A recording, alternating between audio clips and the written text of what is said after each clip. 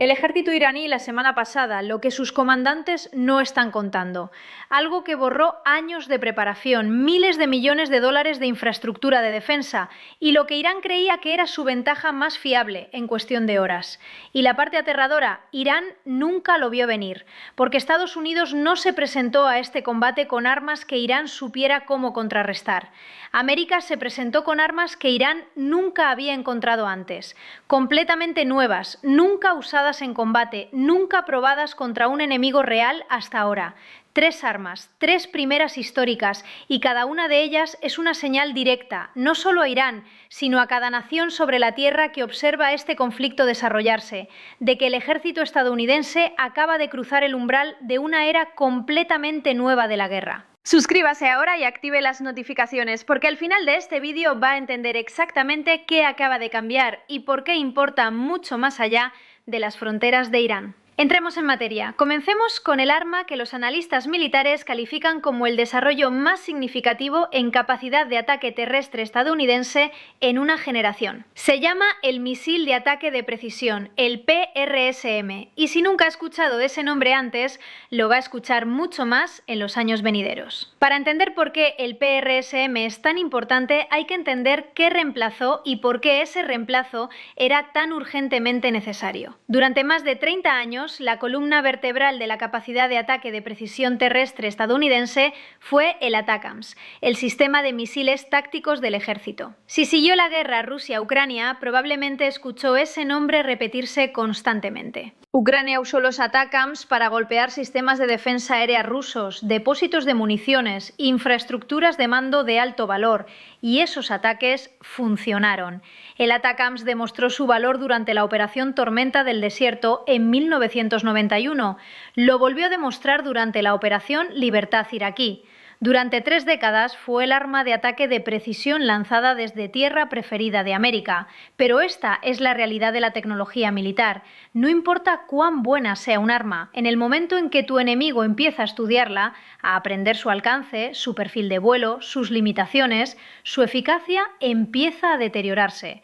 Y el ejército estadounidense lo sabía. Así que en 2016 el ejército lanzó un desafío a los grandes nombres de la defensa americana, Lockheed Martin, Boeing y Raytheon, y les pidió construir algo mejor, algo que pudiera golpear más fuerte, llegar más lejos y hacerlo más rápido. Boeing se retiró, Raytheon se retiró, Lockheed Martin se mantuvo en la carrera y la ganó. Aquí es donde la historia se pone interesante. Cuando Lockheed empezó a diseñar el PRSM, había un techo estricto sobre la distancia que podía volar.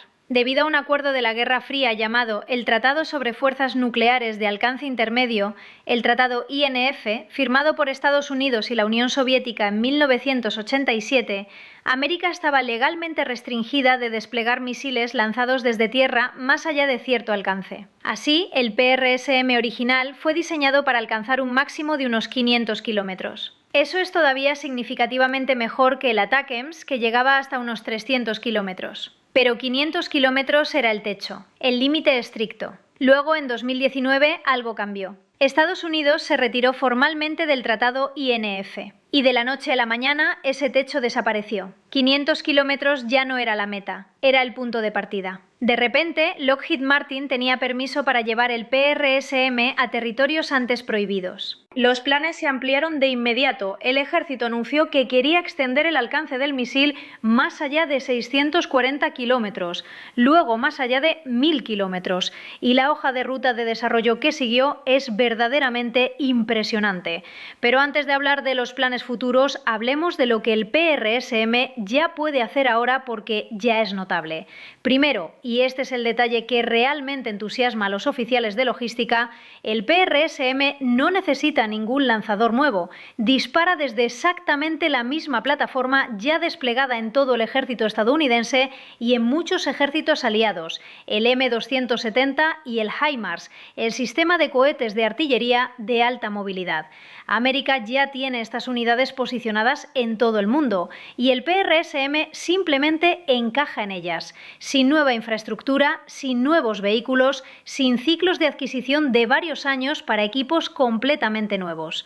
Solo se carga un nuevo misil y de repente los lanzadores HIMARS existentes pueden alcanzar casi el doble de lejos que antes. Segundo, y este es igualmente impresionante, el PRSM es físicamente más pequeño y más esbelto que el ATACMS. Lo suficientemente delgado como para que dos PRSM quepan en el mismo pod que antes solo contenía un misil ATACMS. Piense en lo que eso significa en la práctica. Una unidad HIMARS que antes transportaba un misil por pod ahora transporta dos. Ha duplicado la densidad de potencia de fuego de cada lanzador de la flota sin añadir un solo vehículo nuevo al campo de batalla. Esa combinación, el doble del alcance, el doble de la densidad, mismo lanzador, es lo que hace del PRSM un avance tan espectacular. No es simplemente una actualización, es una multiplicación de la capacidad de ataque estadounidense. Y esto es solo el comienzo, porque Lockheed Martin y el ejército han trazado una hoja de ruta de desarrollo completa para el PRSM, desglosada en lo que llaman incrementos. El incremento 1, la versión actualmente operativa en el ejército estadounidense y el ejército australiano, es la variante base de 500 kilómetros, la que está causando daños en Irán ahora mismo. El incremento 2, también desarrollado bajo el nombre de misil antibuque de lanzamiento terrestre, eleva el alcance a unos 1000 kilómetros y añade un sistema de guía multimodal que le permite rastrear y atacar objetivos en movimiento, incluidos barcos, de modo que de repente se tiene un misil lanzado desde tierra capaz de golpear un buque de guerra en el mar a más de 1000 kilómetros de distancia. Eso cambia los cálculos de amenaza naval en cada vía marítima disputada sobre la tierra. El incremento 3 debería ampliar las opciones de ojiva disponibles para el PRSM, introduciendo municiones explosivas adicionales y capacidades de submuniciones, dándole el poder de destruir estructuras fuertemente fortificadas que las variantes actuales no pueden penetrar. El incremento 4 extenderá aún más el alcance mediante propulsión y aerodinámica mejoradas, haciéndolo más rápido y más difícil de interceptar. Y el incremento 5, el más futurista de todos, está diseñado para ser disparado desde un vehículo autónomo, sin tripulación humana requerida en el punto de lanzamiento. La hoja de ruta es extraordinaria, pero todo eso es el futuro. Ahora mismo, hoy, en Irán, el incremento 1 ya está cambiando el campo de batalla. El Comando Central estadounidense lo confirmó oficialmente en la cuenta oficial del CENTCOM. Declararon, y cito, en una primera histórica, misiles de ataque de precisión de largo alcance fueron usados en combate durante la operación Epic Fury, proporcionando una capacidad de ataque en profundidad sin rival. El almirante Brad Cooper, jefe del Comando Central estadounidense, confirmó él mismo el lanzamiento, diciendo que no podía estar más orgulloso de los hombres y mujeres en uniforme que aprovechan la innovación para crear dilemas para el enemigo. Y Patricia Veselits, directora asociada del proyecto de defensa antimisil del Centro de Estudios Estratégicos e Internacionales, le dijo a Business Insider que el debut en combate del PRSM señala el comienzo de un nuevo capítulo de la capacidad de ataque del ejército con un alcance y una precisión notablemente mayores. Tiene razón, y las implicaciones estratégicas son profundas, porque el alcance extendido del PRSM no solo significa golpear objetivos más lejos. Significa que Estados Unidos puede disparar desde un abanico mucho más amplio de posiciones, bases en Irak, posiciones a través de los estados del Golfo y aún así alcanzar profundamente el territorio iraní. Eso coloca a Irán ante una ecuación estratégica imposible. No se pueden concentrar las defensas cuando la amenaza puede venir de casi cualquier dirección, desde lanzadores posicionados en una vasta área geográfica. Y aunque no conocemos los objetivos precisos que el PRSM golpeó en las primeras horas de la operación Epic Fury, la lógica estratégica es clara. Como misil balístico, el PRSM viaja a velocidades extremadamente altas, especialmente durante su fase de descenso terminal. Eso lo hace ideal para objetivos urgentes, sistemas de defensa aérea móviles, instalaciones de radar, lanzadores de misiles, activos que, si se le da tiempo al enemigo para reaccionar, pueden ser movidos o activados para responder. La velocidad elimina esa ventana. El PRSM golpea antes de que Irán siquiera registre el lanzamiento, pero aquí está la capa estratégica que va más allá de Irán. China está mirando, Rusia está mirando. Ambas naciones han invertido masivamente en sistemas de antiacceso y negación de área, estrategias militares diseñadas para alejar a las fuerzas estadounidenses fuera de alcance. El PRSM fue diseñado específicamente pensando en un posible conflicto en el Indo-Pacífico. En ese teatro, los misiles convencionales como el ATACMS simplemente no tienen el alcance para llegar a objetivos críticos desde los limitados puntos de lanzamiento terrestres disponibles para las fuerzas estadounidenses. El PRSM cambia ese cálculo de forma espectacular y los planificadores militares chinos lo saben. El debut en combate del PRSM en Irán es por tanto un mensaje no solo a Teherán, sino a todo el mundo. Ahora bien, si encontró la historia del PRSM notable, lo que le voy a contar a continuación es algo que genuinamente no podría haber predicho. Y puede que sea el desarrollo más irónico de la historia militar moderna. Porque el arma número 2 no es algo que América diseñó desde cero. Es algo que América estudió, diseñó a la inversa y mejoró a partir del propio Irán. Para entender esto, hay que entender el único ámbito en el que los analistas creían que Irán tenía genuinamente ventaja al entrar en este conflicto: los drones. Irán lleva décadas desarrollando tecnología de drones, y su joya de la corona, el arma que hizo que el mundo tomara en serio el programa de drones iraní, es el dron Shahed. Un dron de ataque unidireccional, a veces llamado dron kamikaze, diseñado para recorrer largas distancias y destruirse al impactar contra su objetivo. Rusia compró estos drones a Irán y los desplegó masivamente contra Ucrania, usándolos para golpear centrales eléctricas, infraestructuras y posiciones militares en todo el país. Los drones Shahed se hicieron tristemente célebres, baratos, difíciles de interceptar en grandes cantidades, disponibles en cantidades masivas porque cuestan casi nada producirlos. Irán acumuló años de experiencia fabricándolos, desplegándolos, refinando sus tácticas. Cuando comenzó la operación Epic Fury, algunos analistas miraron esa ventaja en drones y expresaron genuina preocupación. El ejército estadounidense se ha centrado históricamente en sistemas grandes, costosos y tecnológicamente sofisticados, aviones de caza que cuestan cientos de millones de dólares, misiles que cuestan cientos de miles de dólares por disparo. ¿Qué pasa cuando tu enemigo puede abrumarte con drones que cuestan casi nada cada uno? Pero América tenía un secreto, y el secreto tenía un nombre: LUCAS, el sistema de ataque de combate no tripulado de bajo coste diseñado por un contratista de defensa estadounidense llamado SpectreWorks. Y aquí es donde se vuelve extraordinario. LUCAS es un dron de ataque unidireccional construido en gran parte sobre tecnología capturada del Shahed. En algún momento de los años 2020, según funcionarios estadounidenses, las fuerzas americanas obtuvieron un dron Shahed. Los ingenieros de SpectreWorks lo desmontaron, lo estudiaron, entendieron cómo funcionaba y luego construyeron algo mejor usando lo que aprendieron. Tomaron el arma asimétrica más poderosa de Irán, la adaptaron, la mejoraron y se prepararon para devolverla. La velocidad de este programa es casi tan llamativa como su concepto.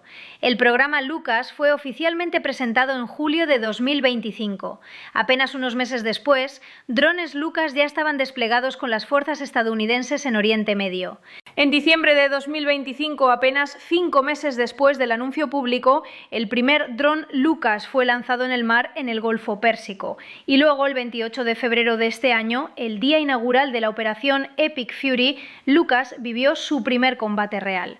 Un comunicado de prensa del CENTCOM describió a LUCAS como de largo alcance y diseñado para operar de forma autónoma, capaz de ser lanzado mediante catapultas, despegue asistido por cohete y sistemas móviles en tierra y en vehículo. Esa flexibilidad de despliegue es significativa. Significa que LUCAS no necesita una base de lanzamiento fija, puede ser lanzado desde casi cualquier lugar. Pero las mejoras van más allá de la flexibilidad de lanzamiento. Analistas que estudiaron imágenes del dron LUCAS notaron dos características que lo distinguen del diseño básico del Shahed. Primero, un sistema de cámara orientable montado en la nariz. No es solo una herramienta de apuntado, significa que los operadores pueden evaluar visualmente lo que están viendo en tiempo real, tomando decisiones de objetivo con una precisión mucho mayor que un simple dron kamikaze guiado por GPS. Segundo, módulos de conectividad satelital. Esta es la característica que cambia fundamentalmente lo que este dron es capaz de hacer. Un dron Shahed estándar, una vez lanzado, está esencialmente bloqueado hacia su objetivo, va donde va. Pero un dron con conectividad satelital puede recibir instrucciones actualizadas en pleno vuelo, si las condiciones en tierra cambian, si el objetivo se mueve, si se identifica un objetivo más importante, si el entorno de amenaza varía. Los operadores pueden redirigir el dron mientras ya está en el aire. Ese es un nivel de flexibilidad táctica que amplía considerablemente lo que un dron barato puede lograr. Y mirando más hacia el futuro, la conectividad satelital es la base de algo aún más transformador: tácticas de enjambre impulsadas por inteligencia artificial, la capacidad de coordinar decenas, cientos, potencialmente miles de drones autónomos a través de sistemas de IA, saturando las defensas aéreas, abrumando los sistemas de radar, creando corredores a través de los cuales armas más grandes y más destructivas pueden viajar sin impedimentos. Puede que aún no estemos ahí, pero Lucas está arquitecturado exactamente para ese futuro.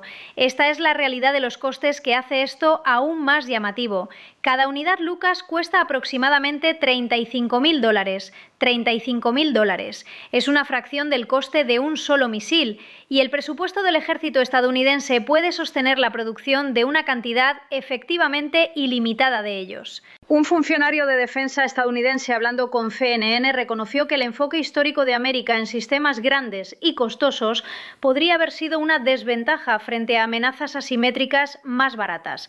Pero con Lucas, Estados Unidos está ahora, en sus propias palabras, dando la vuelta al guión contra sus adversarios.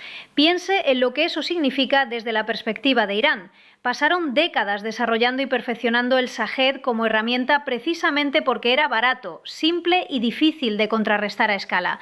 Y ahora América ha tomado ese mismo concepto, lo ha actualizado con conectividad satelital y óptica de precisión y lo está desplegando contra Irán en cantidades potencialmente ilimitadas.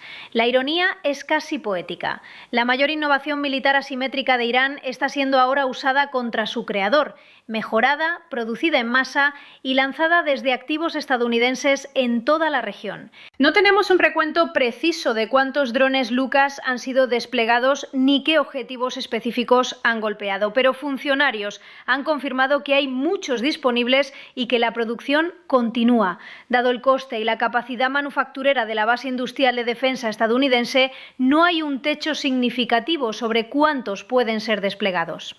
Y ahora llegamos al tercer arma, y esta, quiero ser honesto con ustedes, es la que tomó de sorpresa incluso a los analistas militares experimentados cuando emergieron las primeras imágenes de la operación Epic Fury, porque la superficie parece algo que ya conocen, parece familiar. Es un arma que está en servicio desde 1983, un arma que ha sido usada en más conflictos que casi cualquier otra munición de precisión en la historia americana, un arma tan conocida que la mayoría de la gente en la comunidad de defensa les diría que no hay nada nuevo que decir sobre ella.